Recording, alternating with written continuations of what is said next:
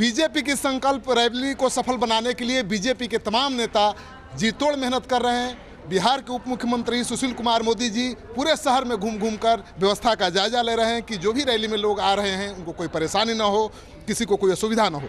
Sir, ये rally कितनी बड़ी है और कितनी मकसद क्या है? नहीं, ये मकसद तो है कि लोकसभा का चुनाव होने वाला है और लोकसभा चुनाव के मद्देनज़र एनडीए की रैली है, बीजेपी की केवल रैली नहीं है। और जो प्रधानमंत्री श्री नरेंद्र मोदी जी के अलावा श्री नीतीश कुमार, श्री रामविलास पासवान और तमाम नेता रहेंगे और ये राज्य स्तरीय रैली है और पहली बार एनडीए की रैली पटना के अंदर हो रही है। तो मेरा तो दावा है कि हिंदुस्तान में आज तक इतनी बड़ी रैली नहीं होगी। जिसको गरीब रैला कहते हैं लालू जी का, वो भी इसके सामने बौना पड़ जाएगा। और 74 में जेपी के आंदोलन के ज़माने में जो जेपी की रैली हुआ करती थी, तो उन सभी रैलियों को ये रैली मात कर देगी और बहुत बड़ी रैली वगैरह। खास करके पिछले 15 दिनों की पुलवामा की घटनाक्रम जो है, उसके बाद लोगों में ज़बरदस्त उत्साह है। कल मैं जब रोड शो में कोचिंग और छात्रों के बीच गया तो जिस तरह का उत्साह है, तो अभूतपूर्व रैली कल होगी। और मैं पटना के लोगों से आग्रह करूंगा कि 10:30 बजे तक लोग गांधी मैदान पहुंच जाएं, क्योंकि प्रधानमंत्री 11:30 बजे गांधी मैदान में प्रवेश कर जाएंगे और 1 बजे प्रस्थान कर जाएंगे। तब तक रैली में साधारणतः नेता 2 बजे तक आते थे, 3 बजे तक रैली चलती थी। लेकिन प्रधानमंत्री जी को कल अमेठी में भी उनका कार्यक्रम है, इसलिए कल वो 11:30 बजे मंच पर आ जाएंगे और 1 बजे मंच से प्रस्थान कर जाएंगे। और सारे लोगों ने, हमारे विधायक, पार्षद, सभी पार्टियों के पदाधिकारी और जितनी बहुत सारी सामाजिक संस्थाएं हैं, उन लोगों ने पीने के पानी का इंतजाम, फूड पैकेट्स का इंतजाम और हज़ारों पैकेट्स घरों से आ रहे हैं। बहुत सारे घरों से लोग अपने अपने घरों से 2-2, 3-3 पैकेट जो लोग दे रहे हैं। तो लेकिन फिर भी कितनी भी व्यवस्था करेंगे, व्यवस्था कम रहेगी।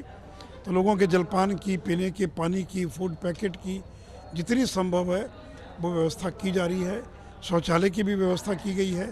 अधिकांश विधायकों ने अपने अपने घरों पर ठहरने की व्यवस्था की है और करीब 18 रेलगाड़ियां आ रही हैं बिहार के अलग अलग इलाकों से।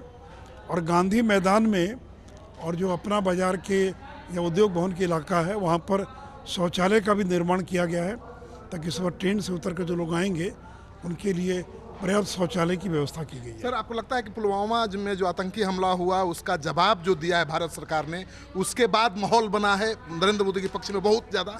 पक्ष में तो पहले भी था। ये तो कोई पुलवामा की घटना के मद्देनजर रैली थोड़ी हो रही है। ये रैली तो 1 महीना पहले तय की गई। उसके बाद क्रेज बढ़ गया जिसने जवाब दिया है। पहले भी क्रेज था, स्वाभाविक है। एक जो बड़ी घटना घटती है तो और उत्सुकता लोगों की हो जाती है। पहले लोग सुनते थे कि नरेंद्र मोदी ने उरी का बदला लिया, अब लोगों ने देखा कि पुलवामा का भी बदला लिया गया, तो लोगों में एक और ज़्यादा उत्सुकता है। लेकिन विपक्ष तो अभी सबूत मांग रहा है। ठीक है, जो जनता उनको सबूत देगी।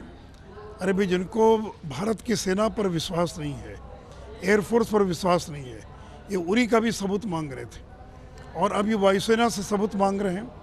तो ये तो उस भाषा का प्रयोग कर रहे हैं जिस भाषा का प्रयोग पाकिस्तान करता है। पाकिस्तान कहता है कोई घटना ही नहीं घटी, कोई हमला ही नहीं हुआ, कोई लोग मारे ही नहीं गए। ये लोग तो उसी भाषा का इस्तेमाल कर रहे हैं जो भाषा पाकिस्तान को पसंद है।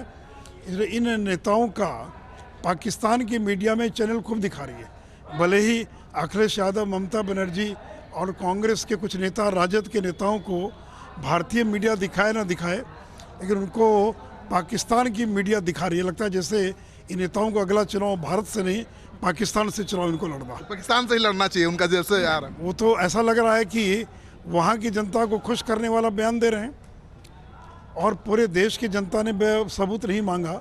और आर्मी के और आर्म्ड फोर्सेस के 3-3 जो प्रमुख हैं, नेवी के, एयरफोर्स के, वो प्रेस कॉन्फ्रेंस करके बातों को कह रहे हैं और उसके बाद भी कुछ लोग सबूत मांग रहे हैं। तो ऐसे सबूत मांगने वाले लोगों को जनता चुनाव में बढ़िया से सबक सिखा देगी। लेकिन सर, जिस तरह से कह रहे थे लोग कि अभी हमारे कैप्टन बंदी हैं पाकिस्तान में, यहाँ रैली हो रही है, रैली कैंसिल करो, अब तो अभिनंदन वापस आ गए हैं, तो लगता है कि जश्न और बढ़ गया है। नहीं, उससे क्या जो है, क्या राजद और कांग्रेस के लोगों ने अपने घर में खाना बनाना बंद कर दिया क्या? अपने व्यवसाय बंद कर दिया क्या? अरे, सेना अपना काम कर रही है, प्रधानमंत्री अपना काम कर रहे हैं और ये तो जब बाढ़ में बिहार डूबा हुआ था, 2 करोड़ बिहार की जनता जब बाढ़ में डूबी हुई थी, तब तो ये रैली कर रहे थे पटना के अंदर। तो इसलिए देखिए अब इनको लगता है कि रैली इनकी फेल करा दें, तो इसलिए अनाप शनाप बातें बोल रहे हैं। लेकिन अभिनंदन तो उसके पहले वापस आ गए सर। नहीं, अभिनंदन वापस आए ये तो देश की कूटनीतिक सफलता है। ये हमारी केवल मिलिट्री की सफलता नहीं है, ये डिप्लोमेटिक सफलता है कि पहली बार 48 घंटा के भीतर पाकिस्तान को घुटना टेकना पड़ा और अभिनंदन को रिहा करना पड़ा। उन्होंने कोई एहसान नहीं किया है। भारत का पूरी दुनिया का जो दबाव था, और देखिए इस्लामिक देशों का जो कॉन्फ्रेंस चल रहा था, उस कॉन्फ्रेंस में सुषमा स्वराज को और गेस्ट ऑफ ऑनर के नाते आमंत्रित किया गया, जबकि पाकिस्तान के विदेश मंत्री ने बहिष्कार कर दिया और कहा कि मैं उसमें पाकिस्तान शामिल नहीं होगा अगर भारत शामिल होगा। और 50 साल पहले इसी कॉन्फ्रेंस से जब फखरुद्दीन अली अहमद गए थे भाग लेने के लिए भारत की ओर से, और याया खां थे पाकिस्तान के प्रधानमंत्री, तो कमरे में बंद हो गए और उन्होंने कहा कि अगर भारत शामिल होगा तो हम बहिष्कार कर देंगे। तो 50 साल पहले जो धमकी दिया था और भारत शामिल नहीं हो पाया उसके अंदर, और आज सुषमा स्वराज जो है वो केवल ऑब्जर्वर के नाते नहीं गई वहाँ पर गेस्ट ऑफ ऑनर के नाते जाकर उसने भाषण किया। उन्होंने भाषण किया है और पाकिस्तान के विदेश मंत्री अलग थलग पड़ गए। दुनिया के जो इस्लामिक देश हैं वो भी सारे के सारे देश आज आतंकवाद के मुद्दे पर भारत के साथ खड़े हैं। और देखिए नरेंद्र मोदी जी ने पहले भी साफ कहा कि हमारी लड़ाई पाकिस्तान से नहीं है, हमारी लड़ाई आतंकवाद से, हमारी लड़ाई उन लोगों से जो आतंकवादियों को अपने देश में पनाह देने का काम करते हैं। Thank you sir.